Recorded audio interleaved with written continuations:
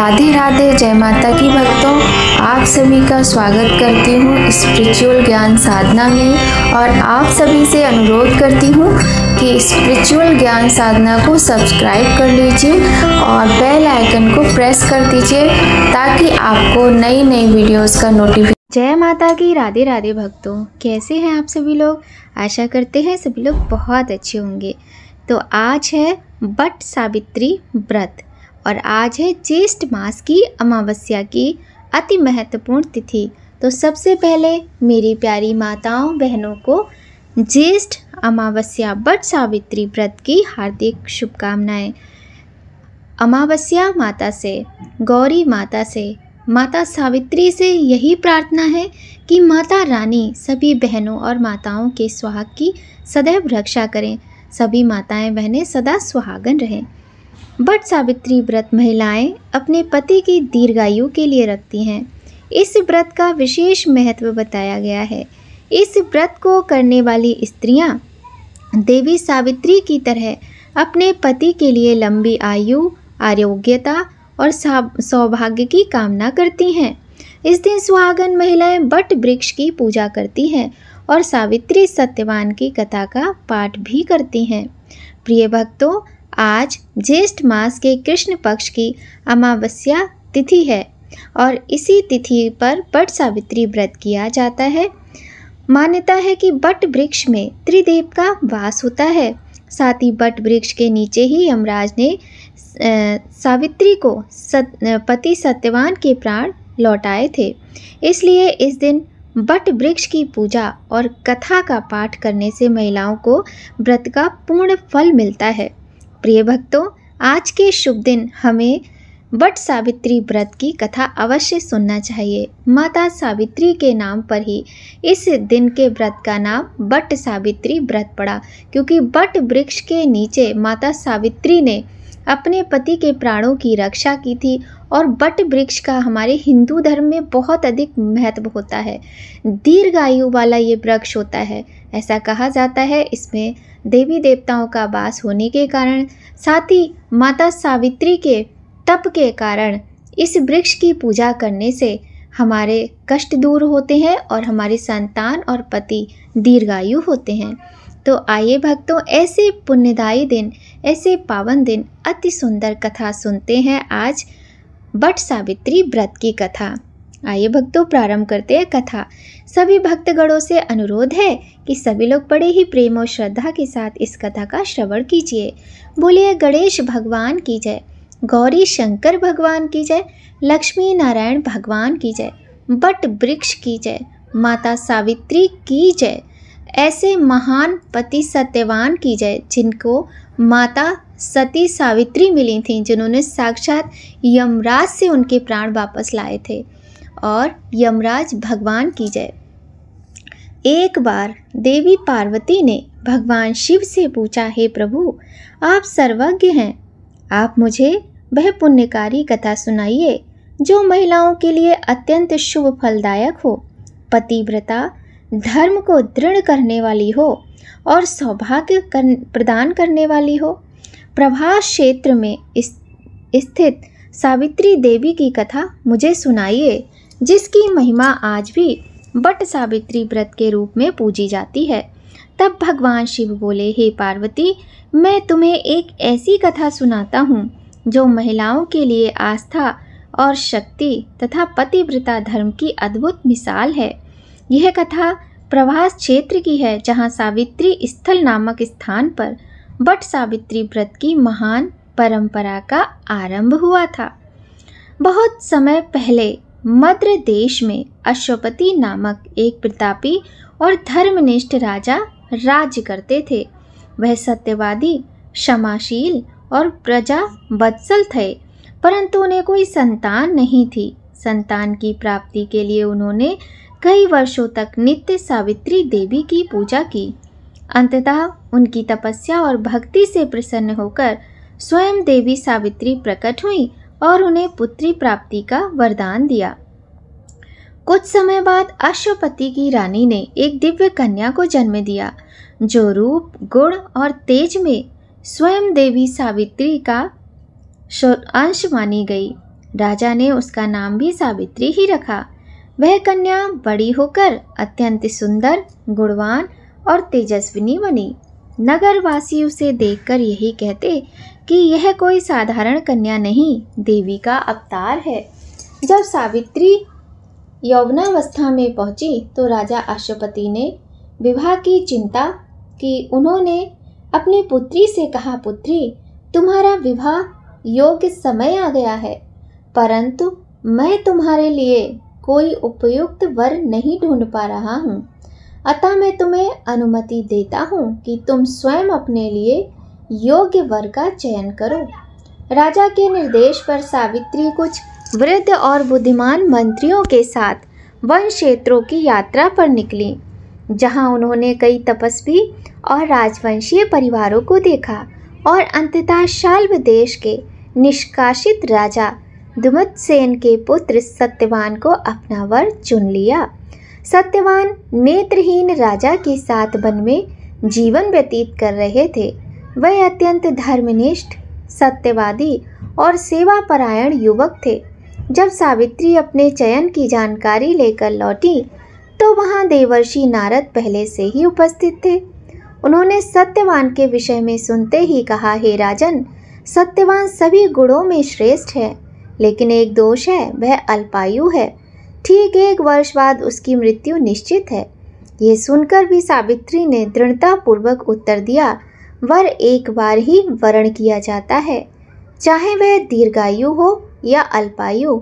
मैंने सत्यवान को अपना पति स्वीकार कर लिया है, अब कोई और मेरा वर नहीं हो सकता। राजा ने सावित्री की दृढ़ता देखकर नारद की सहमति से शुभ मुहूर्त में सत्यवान से उसका विवाह कर दिया। विवाह के पश्चात देवी सावित्री पति के साथ वन में निवास करने लगी और आश्रम जीवन को अपनाया। सावित्री को नारद मुनि की बात याद थी, इसलिए वह प्रतिदिन दिन रात की गणना करती रहती। जब सत्यवान की मृत्यु के 3 दिन शेष रह गए, तब सावित्री ने उपवास का संकल्प लिया। तीसरे दिन उन्होंने वट वृक्ष के नीचे व्रत करते हुए देवी सावित्री की पूजा की। पूजा के उपरांत वह अपने पति सत्यवान के साथ लकड़ी लेने वन की ओर गईं। वन में सत्यवान को अचानक सिर में तेज पीड़ा हुई और वह सावित्री की गोद में सिर रखकर लेट गए। तभी सावित्री ने देखा कि एक तेजस्वी कृष्ण वर्ण पीत वस्त्रधारी मुकुटधारी पुरुष वहां आए, जिनकी उपस्थिति दिव्य प्रतीत हो रही थी। सावित्री ने उन्हें प्रणाम करके पूछा, आप कौन हैं? वे बोले, मैं यमराज हूँ। तुम्हारे पति की आयु पूर्ण हो चुकी है, अतः मैं स्वयं उसकी आत्मा लेने आया हूँ। यमराज ने सत्यवान की आत्मा को अंगुष्ठ के आकार में निकालकर दक्षिण दिशा की ओर प्रस्थान किया। सावित्री भी उनके पीछे पीछे चलने लगी। यमराज ने कई बार रोका, परंतु सावित्री बार बार विनम्रता से उत्तर देती रहीं कि जहाँ मेरे पति जाएंगे वहीं मेरी गति है। पत्नी का धर्म है कि वह पति का साथ न छोड़े। सावित्री की दृढ़ता, भक्ति और मधुर वाणी से प्रसन्न होकर यमराज ने कहा, मांगो, तुम्हें जो भी वर चाहिए। सावित्री ने कहा, मेरे सास ससुर की नेत्र ज्योति लौट आए। यमराज बोले, तथास्तु। थोड़ा आगे बढ़ने पर यमराज ने फिर वर मांगने को कहा। सावित्री ने कहा, मेरे ससुर को उनका खोया हुआ राज्य प्राप्त हो। यमराज बोले, तथास्तु। अंत में यमराज ने तीसरी बार वर मांगने को कहा तो माता सावित्री ने कहा, मुझे सत्यवान से उत्पन्न 100 पुत्रों का वर दीजिए। यमराज मुस्कुराए और बोले, तथास्तु। परंतु अगले ही क्षण उन्हें भान हुआ कि यह वर तभी संभव है जब सत्यवान जीवित रहेंगे। अपनी ही बातों में बंधकर यमराज ने सत्यवान की आत्मा को मुक्त कर दिया और कहा, हे पतिव्रता स्त्री, तुम्हारे सत, तप, भक्ति और प्रेम ने मुझे भी पराजित कर दिया। मैं तुम्हें आशीर्वाद देता हूँ कि तुम्हारा वैवाहिक जीवन दीर्घ और सुखमय हो। सावित्री अपने पति सत्यवान के साथ लौट आईं। आश्रम में पहुंचने पर उन्होंने देखा कि उनके सास ससुर की आंखों की ज्योति लौट आई है और दुमतसेन का उनका राज्य भी प्राप्त हो गया है। समय के साथ सावित्री को 100 पुत्र भी प्राप्त हुए। वह पतिव्रता धर्म की प्रतीक बन गई। एक बार देवी पार्वती ने भगवान शिव से पूछा, हे प्रभु, आप सर्वज्ञ हैं, आप मुझे वह पुण्यकारी कथा सुनाइए जो महिलाओं के लिए अत्यंत शुभ फलदायक हो, पतिव्रता धर्म को दृढ़ करने वाली हो और सौभाग्य प्रदान करने वाली हो। तब उन्होंने प्रभास क्षेत्र में स्थित सावित्री देवी की कथा सुनाई, जिसकी महिमा आज भी बट सावित्री के व्रत में पूजी जाती है। तब भगवान शिव बोले, हे पार्वती, मैं तुम्हें एक ऐसी कथा सुनाता हूँ जो स्त्रियों के लिए आस्था, शक्ति और पतिव्रता धर्म की अद्भुत मिसाल है। यह कथा प्रभास क्षेत्र की है, जहाँ सावित्री स्थल नामक स्थान पर बट सावित्री व्रत की महान परंपरा का आरंभ हुआ था। तो यह थी वह सुंदर और पावन कथा। प्रिय भक्तों, बोलिए गौरी शंकर भगवान की जय, बोलिए देवी सावित्री की जय, यमराज देवता की जय, बट वृक्ष की जय। हे गौरी माँ, हे शिवजी, हे बट वृक्ष, हे 33 कोटि देवी देवता, हे मृत्यु के देवता यमराज, आपसे निवेदन है कि जो भी इस व्रत को करे, जो भी इस कथा को सुने, सभी के पति को दीर्घ आयु प्रदान करना, सभी को सदा सुहागन रखना। प्रिय भक्तों, यह थी बहुत ही सुंदर कथा बट सावित्री व्रत की। आइए भक्तों, अब सुनते हैं सोमवती अमावस्या की पौराणिक कथा। एक गरीब ब्राह्मण परिवार था। उस परिवार में पति पत्नी के अतिरिक्त एक पुत्री भी थी और उनके पुत्र और पुत्र वधू भी थी। वह सभी लोग बड़े ही प्रेम से साथ में रहते थे। उनकी पुत्री धीरे धीरे बड़ी होने लगी। उस पुत्री में समय और बढ़ती उम्र के साथ सभी स्त्रियोचित गुणों का विकास हो रहा था। वह कन्या सुंदर, संस्कारवान, गुणवान थी, किंतु गरीब होने के कारण उन्होंने उसका विवाह नहीं कर पाया था। एक दिन उस ब्राह्मण के घर एक साधु महाराज पधारे। वो उस कन्या के सेवा भाव से अत्यधिक प्रसन्न हुए। कन्या को लंबी आयु का आशीर्वाद देते हुए साधु ने कहा कि इस कन्या के हाथ में विवाह योग्य रेखा नहीं है। तब ब्राह्मण दंपति ने साधु से पूछा कि कन्या ऐसा क्या करे कि उसके हाथ में विवाह योग्य रेखा बन जाए। साधु ने कुछ देर विचार करने के बाद अपनी अंतर्दृष्टि से ध्यान करके बताया कि कुछ दूरी पर एक गांव में सोमा धोवन रहती है। वह अपने बेटे और बहू के साथ रहती है, जो बहुत ही आचार विचार और संस्कार संपन्न तथा पति परायण है। यदि ये कन्या उसकी सेवा करे तो वह महिला इसके विवाह में अपनी मांग का सिंदूर लगा दे। उसके बाद इस कन्या का विवाह हो तो कन्या का वैधव्य योग मिट सकता है। साधु ने यह भी बताया कि वह महिला कहीं आती जाती नहीं है। ये बात सुनकर ब्राह्मणी ने अपनी पुत्री से धोबिन की सेवा करने की बात कही। अगले ही दिन उस ब्राह्मणी ने अपनी कन्या को उसके भाई के साथ उसको सोमा धोबन के पास जाने के लिए भेज दिया। दोनों भाई बहन प्रातःकाल होते ही सोमा धोबन के घर की ओर चल पड़े। रास्ते में एक पेड़ के नीचे रुके। उस पेड़ पर चिड़ियों के 2 बच्चे रहते थे। वह छोटे थे और नीचे एक सांप था। जब बच्चों की आवाज़ सुनी उस कन्या ने, उसके भाई ने, तो उन्होंने देखा कि एक सांप उन्हें परेशान कर रहा है और वो उन्हें जान से मारने की कोशिश कर रहा है। तब दोनों भाई बहनों ने उस सांप को मार दिया और गरुड़ पंखनी के उन बच्चों को बचा लिया। वह बच्चे घोंसले में प्रेम से रहने लगे। शाम होते होते गरुड़ पंखनी आई और उसने वहाँ खून पड़ा देखा तो वह उन दोनों भाई बहनों के सिर में चोंच मारने लगी। दोनों भाई बहन कहने लगे, हमने कुछ भी नहीं किया, हमने तो तुम्हारे बच्चों की रक्षा की है और तुम हमारे ही साथ ऐसा कर रही हो। तब वह बच्चे भी घोंसले से निकल आए और उन्होंने सारी बात अपनी माँ को बताई। गरुड़ पंखनी ने जब सारी बात सुनी तो उसे अपनी गलती का एहसास हुआ। फिर उन बच्चों ने यह भी बताया कि इन दोनों भाई बहनों को सोमाधोबन के पास जाना है, जो कि एक काफ़ी दूरी पर स्थित एक द्वीप के पास उसका गांव है, वहाँ सोमाधोबन रहती है। तब गरुड़ पंखनी ने उन दोनों भाई बहनों की सहायता करके उनको सोमाधोबन के गांव में पहुंचा दिया। उसके बाद वह कन्या प्रतिदिन प्रातःकाल तड़के उठकर सोमाधोबन का घर लीप देती, साफ सफाई कर देती और पूरा घर एकदम चमक जाता। जब सोमाधोबन प्रतिदिन सुबह उठती और देखती कि इतना साफ सुथरा घर कैसे है, लड़ाई झगड़े की आवाज़ भी नहीं आई, तो वह चौंक जाती। किंतु वह सोचती कि चलो और देखती हूँ, एक दिन इन्होंने किया है, ये लोग कितने दिन करती हैं, क्योंकि सोमाधोबन की बहुएं काम के पीछे आपस में बहुत अधिक लड़ाई झगड़ा किया करती थी। इसके बाद कई दिनों तक ऐसा ही होता रहा। तब सोमाधोबन ने सोचा अब तो मुझे देखना ही पड़ेगा, और पहले उसने बहुओं से पूछा। बहुएं बोले कि हमने ही तो किया है माँ जी, अब झगड़ा करने से क्या फ़ायदा, काम तो करना ही होता है, बिना झगड़े के कर लो। सोमाधोबन बोली दाल में काला है, ये इतनी सीधी नहीं है।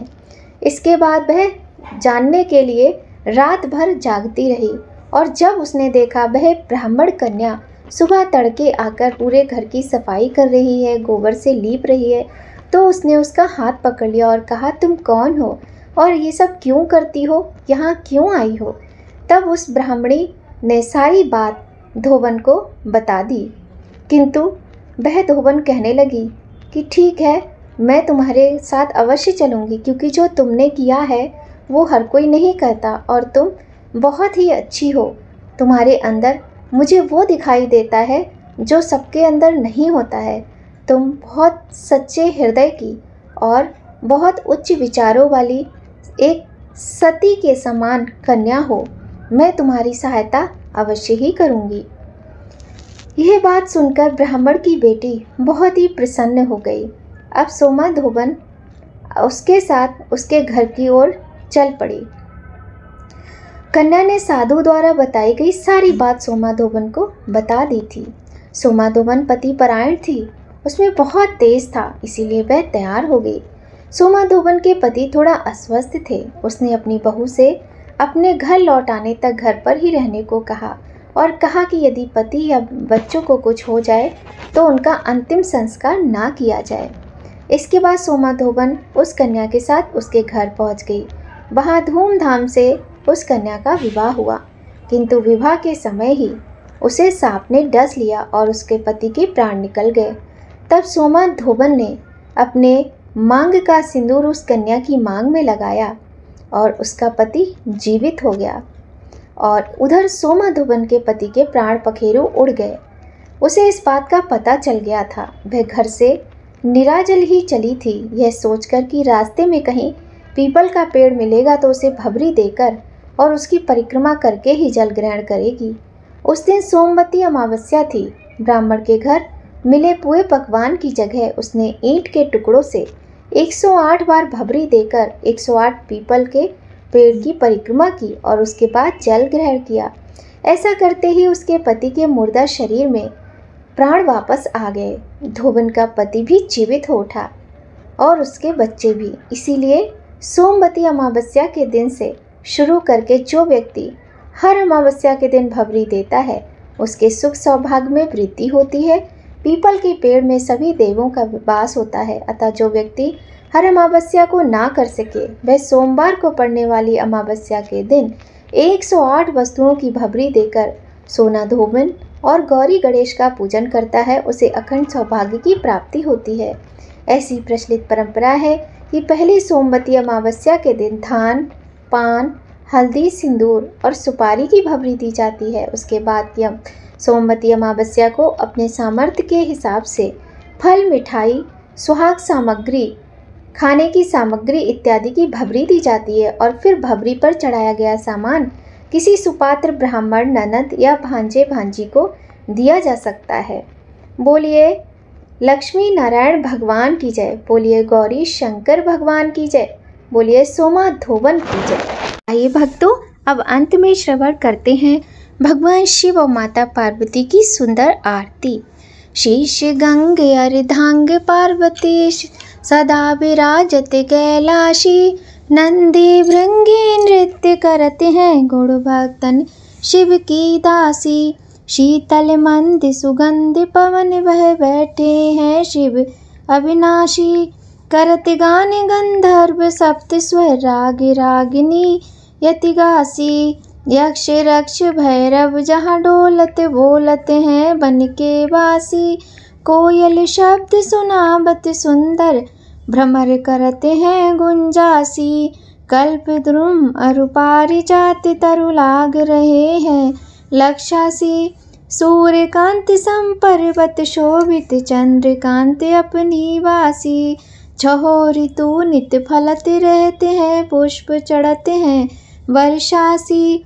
देव मुनि जन की वीर पड़ते हैं, निगम रहते जो नित्य गासी। ब्रह्मा विष्णु ध्यान धरते हैं, कछु शिव हमको करमासी। रिद्धि सिद्ध के दाता शंकर सदा आनंदित सुख राशि, जिनको सुमिरन सेवा करते छूट जाए यम की फांसी। त्रिशूल धर को ध्यान निरंतर, मन लगाए कर जागासी। दूर करे विपदा शिव तन की, जन्म जन्म शिव पद पासी। कैलाशी काशी के वासी अविनाशी, मेरी सुध लीजो सेवक जान। सदा चरणन को आपन जान दर्श दीजो। तुम तो प्रभु जी सदा से आनी, अब गुण मेरे सब ढकियो। सब अपराध क्षमा कर शिव जी, किंकर की विनती सुनियो। सब अपराध क्षमा कर शिव जी, किंकर की विनती सुनियो। सब अपराध क्षमा कर शिव जी, किंकर की विनती सुनियो।